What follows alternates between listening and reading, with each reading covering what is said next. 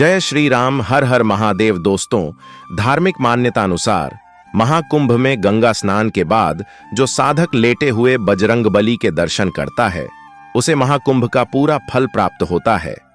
आइए जानते हैं इस मंदिर से जुड़ी कुछ खास बातें। दोस्तों, प्रयागराज क्षेत्र के संगम तट पर स्थित पुराण प्रसिद्ध लेटे हुए हनुमान जी के विषय में है। यह मंदिर धरती का एकमात्र मंदिर है जिसका विवरण पुराणों में विशद रूप से प्राप्त होता है। यही एकमात्र ऐसा मंदिर है जहां हनुमान जी के लेटे हुए रूप का विवरण मिलता है। अब आजकल तो अनेक मंदिर बन गए हैं जहां हनुमान जी को लेटा हुआ दर्शाया गया है। संभवतः महाराष्ट्र के औरंगाबाद के समीप महसमल में बना लेटे हुए हनुमान जी का विशाल मंदिर भी इसी श्रेणी में आता है। अस्तु जो भी हो, पुराणों में एक ही लेटे हुए हनुमान जी के मंदिर का विवरण प्राप्त होता है और वह प्रयाग क्षेत्र के संगम तट पर स्थित प्रयागराज के बड़े हनुमान जी का मंदिर ही है। पुराणों में जो प्रचलित कथा इस लेटे हुए हनुमान जी के मंदिर के विषय में प्राप्त होती है वह यह है कि एक बार एक व्यापारी हनुमान जी की भव्य मूर्ति लेकर जल मार्ग से चला आ रहा था। वह हनुमान जी का परम भक्त था।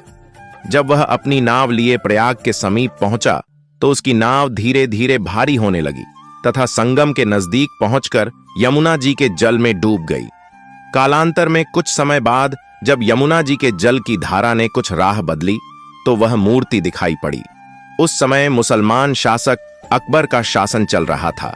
उसने हिंदुओं का दिल जीतने तथा अंदर से इस इच्छा से कि यदि वास्तव में हनुमान जी इतने प्रभावशाली हैं तो वह मेरी रक्षा करेंगे, यह सोचकर उनकी स्थापना अपने किले के समीप ही करवा दी।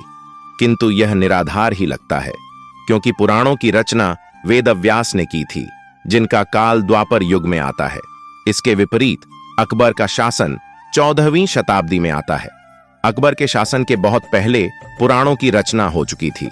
अतः यह कथा अवश्य ही कपोल कल्पित, मनगढ़ंत या एक समुदाय विशेष के तुष्टिकरण का मायावी जाल ही हो सकता है। जो सबसे ज्यादा तार्किक, प्रामाणिक एवं प्रासंगिक कथा इसके विषय में जनश्रुतियों के आधार पर प्राप्त होती है वह यह है कि रामावतार में अर्थात त्रेता युग में जब हनुमान जी अपने गुरु सूर्यदेव से अपनी शिक्षा दीक्षा पूरी करके विदा होते समय गुरु दक्षिणा की बात चली। भगवान सूर्य ने हनुमान जी से कहा कि जब समय आएगा तो वे दक्षिणा मांग लेंगे। हनुमान जी मान गए, किंतु फिर भी तत्काल में हनुमान जी के बहुत जोर देने पर भगवान सूर्य ने कहा कि मेरे वंश में अवतरित अयोध्या के राजा दशरथ के पुत्र राम अपने भाई लक्ष्मण एवं पत्नी सीता के साथ प्रारब्ध के भोग के कारण वनवास को प्राप्त हुए हैं। वन में उन्हें कोई कठिनाई न हो या कोई राक्षस उनको कष्ट न पहुंचाए, इसका ध्यान रखना। सूर्यदेव की बात सुनकर हनुमान जी अयोध्या की तरफ प्रस्थान हो गए।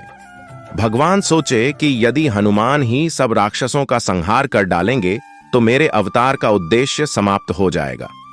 अतः उन्होंने माया को प्रेरित किया कि हनुमान को घोर निद्रा में डाल दो। भगवान का आदेश प्राप्त कर माया उधर चली जिस तरफ से हनुमान जी आ रहे थे। इधर हनुमान जी जब चलते हुए गंगा के तट पर पहुंचे तब तक भगवान सूर्य अस्त हो गए।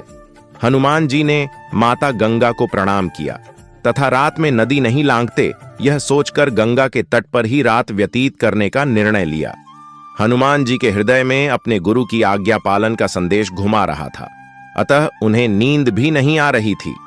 अतः वह आसन लगाकर ध्यानस्थ हो विचार मग्न हो गए। इधर माया ने जब उन्हें ध्यानस्थ देखा तो वह डर गई, क्योंकि यदि प्रातः काल हो गया तो हनुमान जी अयोध्या पहुंच जाएंगे तथा प्रण के दृढ़ निश्चयी हनुमान जी अपना कार्य प्रारंभ कर देंगे। अचानक हनुमान जी का ध्यान टूटा। उन्होंने सोचा क्यों न रात सत्संग में बिताई जाए। यह सोचकर वह आर्ष भारद्वाज के आश्रम की तरफ चल पड़े। अब माया और भी निराश हो गई। हनुमान जी भारद्वाज आरष्य के आश्रम पहुंचे। वहां वेद पुराण का व्याख्यान चल रहा था।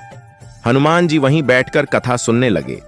कथा में भारद्वाज ऋषि ने बताया कि कल यहां पर जगत के स्वामी तथा अयोध्या नरेश दशरथ के पुत्र के रूप में अवतरित भगवान राम गंगा को पार कर पहुंचने वाले हैं। हनुमान जी प्रसन्न हो गए। अभी उन्होंने गंगा पार कर अयोध्या जाने का विचार त्याग दिया। तथा वहीं संगम के तट पर ही रहकर भगवान राम की प्रतीक्षा करने का निर्णय लिया। रात्रिकालीन आवश्यक कार्यों को पूरा कर हनुमान जी वहीं संगम के तट पर लेट गए और उन्हें नींद आ गई। इधर माया को अवसर मिला और उसने हनुमान जी को धर दबोचा। हनुमान जी घोर निद्रा में चले गए। इधर भगवान राम गंगा पार कर प्रयाग पहुंचे। उन्होंने हनुमान जी को सोते हुए देखा तथा उनको यह वरदान दिया कि इस सोए हुए हनुमान की मूर्ति के जो दर्शन करेगा उसे बिना किसी प्रयास के मेरी कृपा प्राप्त होगी। उस व्यक्ति को किसी तरह के भूत प्रेत या धोखा, षड्यंत्र आदि का शिकार नहीं होना पड़ेगा। उसके सारे शत्रु स्वतः ही परास्त हो जाएंगे। इस तरह हनुमान जी को अमोघ वरदान देकर भगवान राम भारद्वाज आरष्य के आश्रम तथा अक्षयवट का दर्शन करते हुए आगे बढ़ गए। यह वरदान आज अक्षरशः सत्य हो रहा है। इस पुराण प्रसिद्ध सिद्ध हनुमान मंदिर का दर्शन निश्चित ही समस्त बाधा, कष्ट, अरिष्ट आदि को शांत करता है। इधर प्रातःकाल जब गंगा देवी ने देखा कि एक प्राणी उनकी तरफ ही पांव फैलाकर सो रहा है, तो उन्होंने अपने आप को अपमानित महसूस करते हुए हनुमान जी को डुबो दिया। सूर्यदेव ने जब प्रातःकाल अपने शिष्य हनुमान की यह दशा देखी तो उन्होंने गंगा को शाप दिया कि तुम्हारा हृदय मैला है, जो अज्ञानवश तूने एक सीधे सादे प्राणी को दंड दिया। तेरा सम्मान करते हुए हनुमान ने रात में तुम्हारे ऊपर से होकर गुजरना अच्छा नहीं समझा और तुम दुर्बुद्धि उसे शाप दे बैठी। जा, आज से तू प्राणियों के मरे शरीर एवं गंदगी ढोने वाली हो जाओ। गंगा नदी के दूषित होने से संसार के समस्त देव संबंधी एवं शुभ कार्य बाधित होने लगे। तब समस्त देवताओं ने मिलकर भगवान सूर्यदेव की पूजा अर्चना की। तब भगवान सूर्यदेव ने कहा कि जा गंगे, तेरे जल के ऊपर मेरी किरणों के पड़ते ही तुम्हारे जल की पवित्रता बढ़ जाएगी तथा तुम्हारे जल से मेरा किया गया स्तवन पूजन कोटि गुना फल देने वाला होगा। भगवान सूर्य के कहने पर गंगा ने कहा कि हनुमान चतुर्मास व्यतीत होते ही पुनः भगवान राम की सेवा में उपस्थित हो जाएंगे। तब तक हनुमान जी किष्किंधा पर्वत पर सुग्रीव की सेना में लगे रहे। चतुर्मास बीतने पर भगवान राम सीता की खोज करते हुए किष्किंधा पर्वत पर पहुंचे। वहां पर उनकी मुलाकात भगवान राम से हुई। अस्तु कालांतर में जब मुगल शासन के दौरान अकबर के समय में जब बादशाह अकबर ने उस सिद्ध तपोभूमि को अपने किले के रूप में परिवर्तित करना प्रारंभ किया, तब उसके दीवार की ही सीध में सोए हुए हनुमान का मंदिर पड़ गया। उसने तत्कालीन हिंदू धर्मगुरुओं एवं पंडितों को रुपए पैसे का लोभ देकर तथा डरा धमकाकर उस सोए हनुमान जी के मंदिर को अन्यत्र स्थापित करवाने के लिए राजी किया। हनुमान जी के मूर्ति की खुदाई होने लगी। जब समूची मूर्ति की खुदाई नीचे से कर ली गई, तब उसे उठाया जाने लगा। जब लगातार कोशिश के बावजूद भी मूर्ति नहीं उठी, तब उसे भारी सामान उठाने वाली मशीन से उठाने की कोशिश की जाने लगी। ज्यों-ज्यों उस मूर्ति को उठाने की कोशिश की गई, वैसे वैसे मूर्ति और भी नीचे धंसती चली गई। अंत में डरकर अकबर ने उस मंदिर को हटवाने का काम बंद करा दिया तथा डर के मारे उसने हनुमान जी की बड़ी पूजा आराधना की। आज भी उसके उतने बड़े भव्य किले की दीवार हनुमान जी के मंदिर की तरफ टेढ़ी ही है।